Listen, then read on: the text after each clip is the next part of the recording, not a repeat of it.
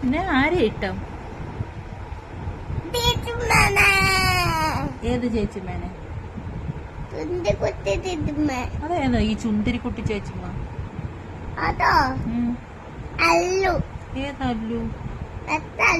മെറ്റേ അല്ലുവോ? ഏത്? ആരുടെ? മോന്റെ ആണോ ചേച്ചിമ്മ? എവിടെ പോയി ചേച്ചിമ്മ?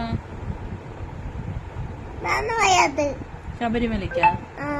അയ്യോ, എങ്ങനെ കാണും ചേച്ചിമ്മേനെ ഇനി? ഇങ്ങനെ എപ്പോ വരും ചേച്ചിമ്മ?